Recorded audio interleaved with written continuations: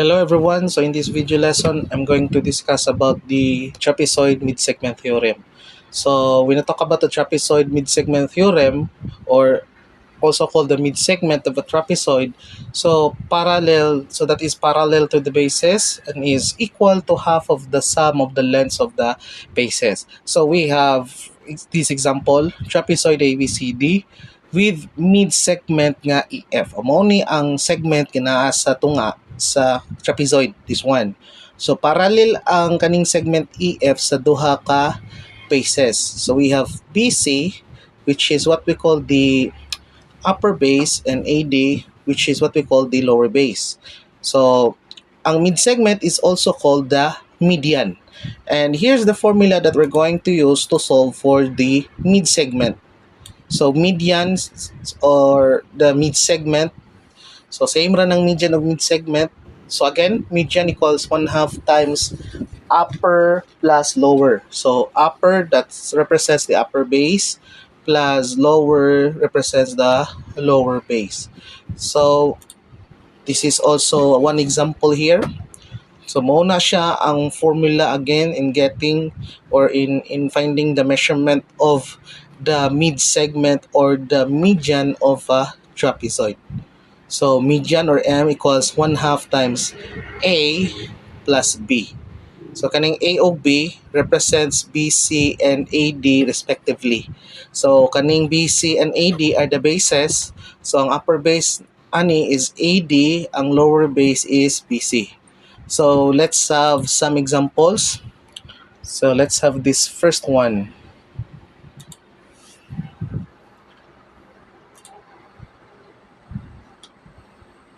Okay. Let's get this one.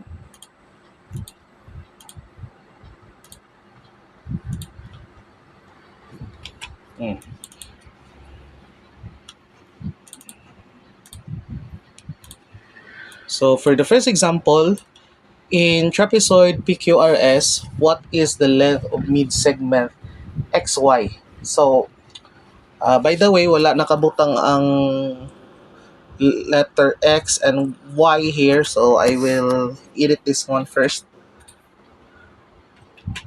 So, I will put here X and Y. So, mo niyang X.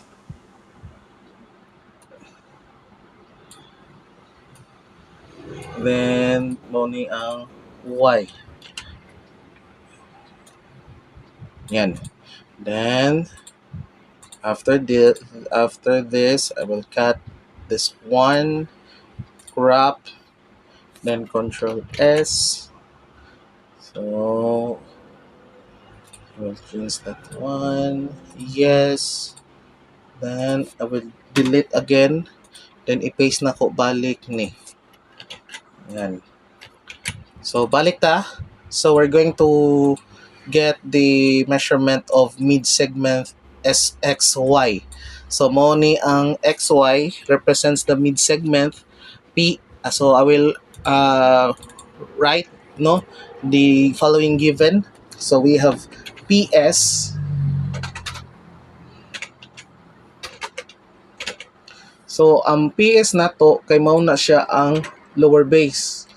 Okay, so I will write lower base. So ang lower base nato or the PS measures 12 centimeters.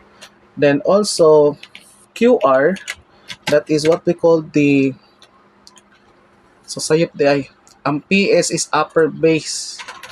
Sorry po. So upper base ang PS, ang QR na to mo ni ang lower base. So again, akong usbon, ang PS na to kinam siya sa babaw, so that is upper base, measures 12 centimeters, og ang QR mao na siyang nasya sa ubos, that's what we call the lower base, measures 27 centimeters. So we're going to get the XY, which is the mid segment or also called the median. So mao na atong gipangita. So given ng upper ug lower, so let's go to the formula. So let's have this.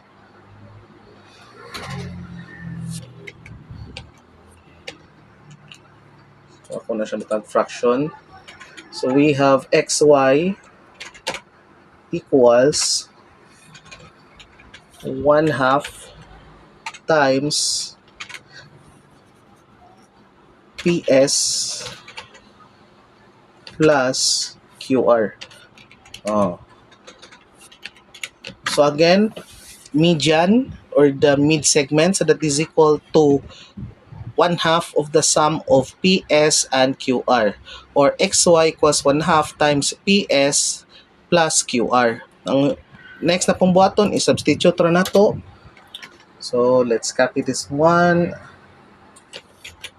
Pero of course, ikuan sa papel mo ni yung sundon nga solution.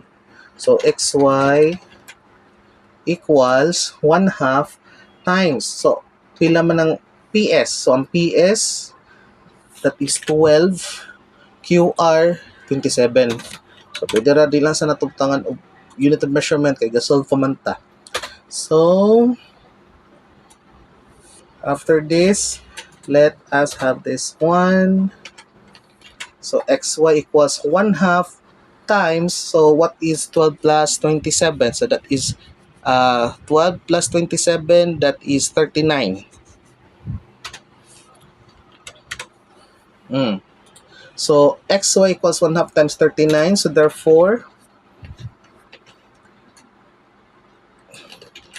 xy, so that is equals 39 over 2 na siya, kay 1/2 times 39, so that is 39 over 2.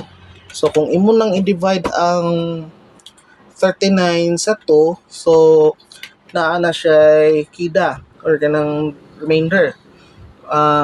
Ang imong buhaton, you can express this one as a fraction, improper fraction. You can have this one xy equals 39 over 2. Pwede pod or xy equals, so pila man ang 39 over 2. So ang 39 over 2, so let's solve. So for the sake of one lang, atong i-calculator, 39 over 2 or 39 divided by 2, so that is 19.5. Pero og ining magkwantad, so no need for you to use calculator. Kani for the sake lang sa video, so mao na siya ang result if we're going to divide 39 sa 2. Or we can also express that one as kanang mixed number, no? So xy equals, pwede po i-express na to as kanang sa mixed number. Mayroon kag mixed number, fractions, and a number or whole number. So ana na siya.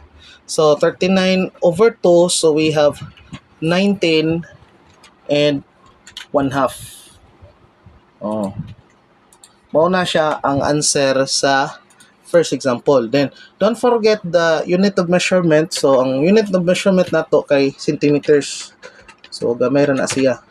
So 39 over 2 centimeters, or we can also express that one as 19.5 cm, or we can also express also as xy equals 19 and 1/2 cm.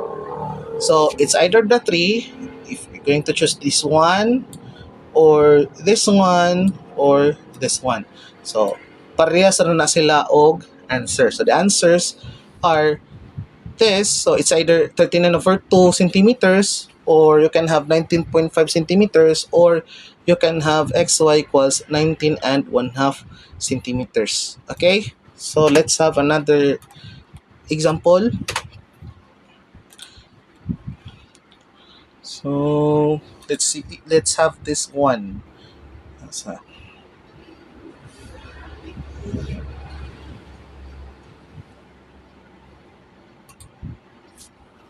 So let's have this.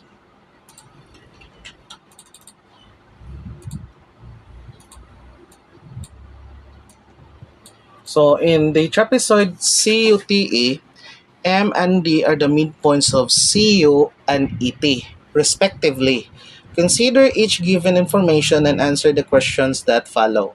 So for this one, ang given MD equals 22 and C equals 36. So what is UT? So first of all, ato sa ni siyang himuan og trapezoid CUTE. So mangita ta katong gi-save na ko nga screenshot about the trapezoid. Yes, this one. Well, let's try this. Kani wala din ako mag-edit pag video. So please stay with me lang, no? And please listen lang. Okay? Akong i-paste. So let's use this trapezoid to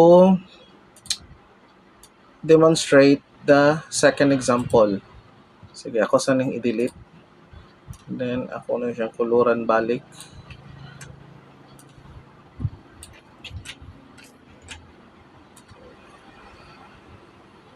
Medyo dako ra akong usbon.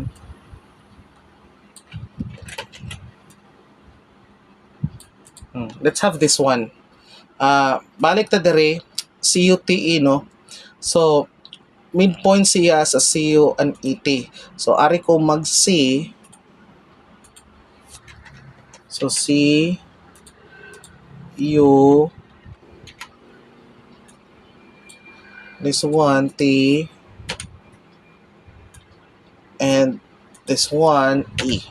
So balik ta sa pa to.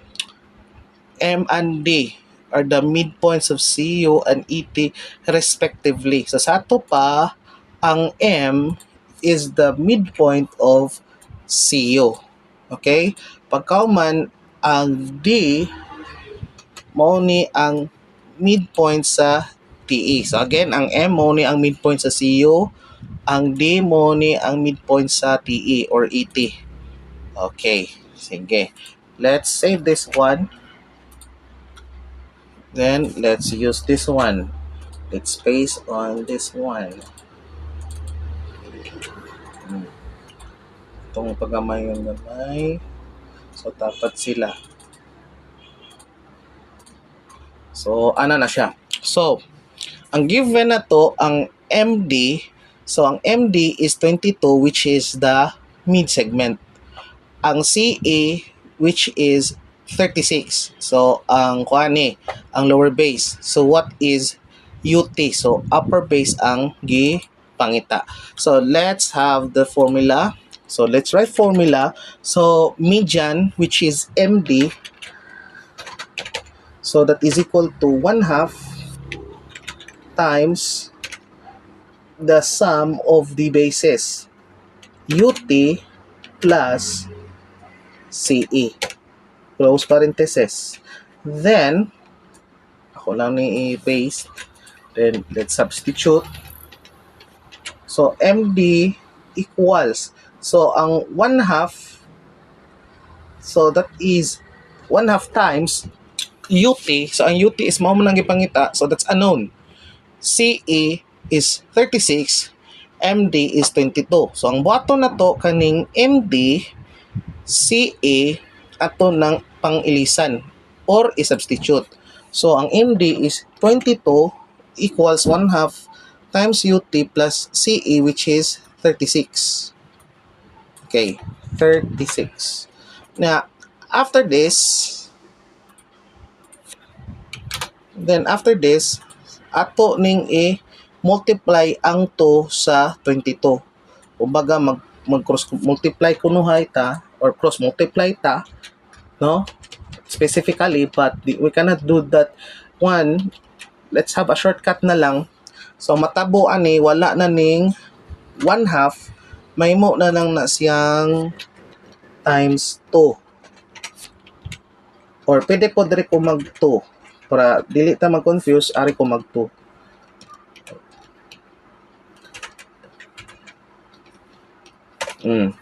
Sir, ganong man nga diri ang 22, manon wala man diri. Ang ipangita man nato UT, no? So ang UT is not the mid segment, but it is one of the bases of the trapezoid. So specifically the upper base. So upper base man ang gipangita, ang MD given, ang lower base given, substitute, ang buhaton, ang kaning 2 nga denominator i-multiply sa 22. No? 2 times 22 equals U plus 36. So wala na ning parenthesis. Okay? So that is 2 times 22, so that is 44. So 44, usbo na to dere, 2 times 22, that is 44 equals UT plus 36. So atong buhaton, ato lang ni siyang interchange, pwede naman interchange na to, ibalin na to ang UT plus 36 sa left, then sa right na ang 44. Para dili lang ta maglibog, so pwede na to i-interchange ang UT plus 36, so ari ta mag 44. Yun. So parehas na sila og sets sa operations. So UT plus 36 equals 44. Ang buhaton imura ni siyang i-transpose, ibalhin ang 36 sa right side sa equation. So UT na lang ang mabilin. Therefore, so that is UT equals 44. So since plus 36 man sa left, inigbalin sa right, so minus 36 na lang siya. Okay, so UT equals 44 minus 36. So therefore, UT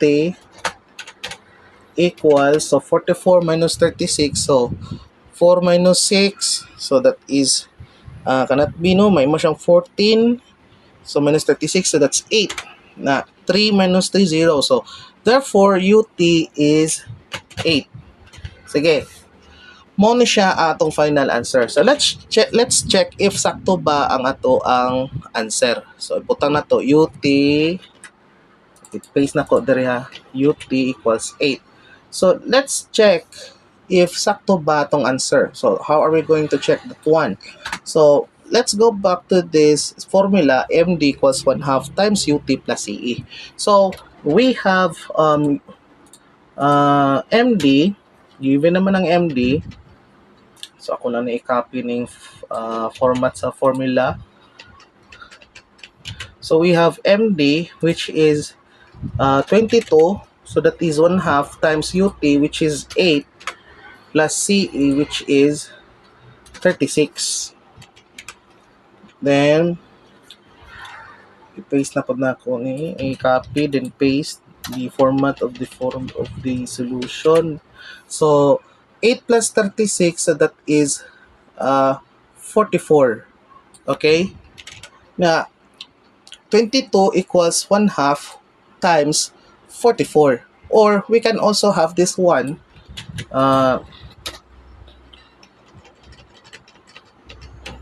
22 equals 44 over 2. Okay, 1/2 times 44, so that's 44 over 2.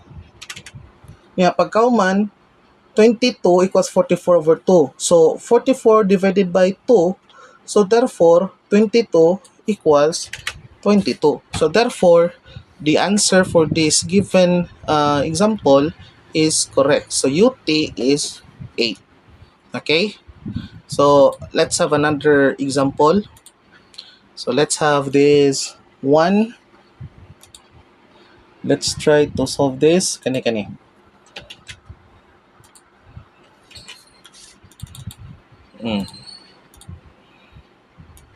Let's have this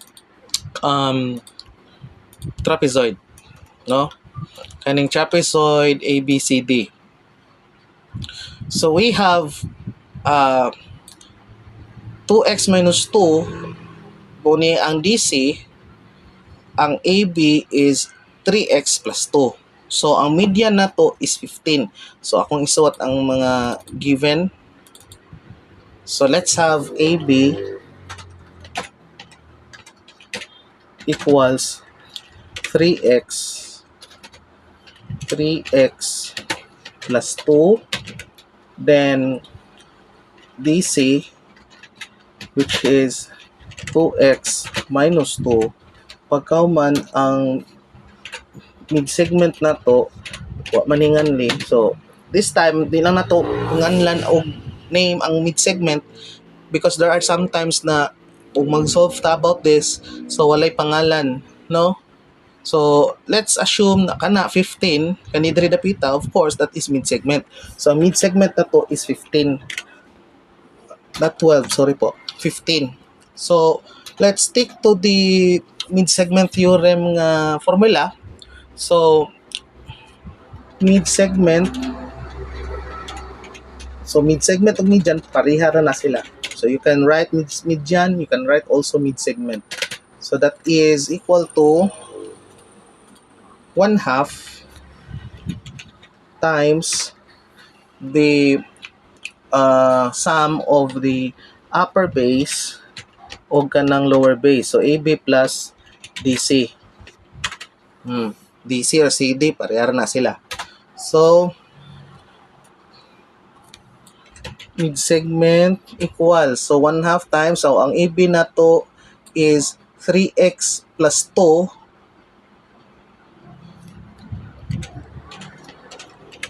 kapag kauman ang DC na to is 2x minus 2.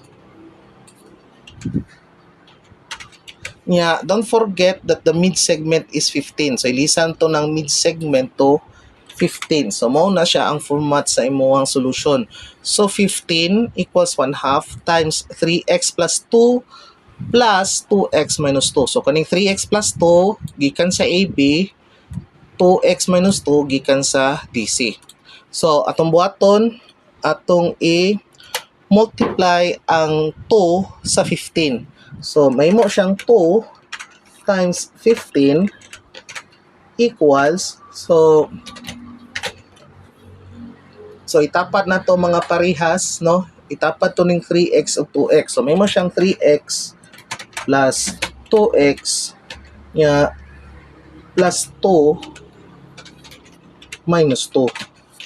So gikan sa 3x plus 2 plus 2x minus 2, so may mo siyang 3x plus 2x plus 2 minus 2. Okay?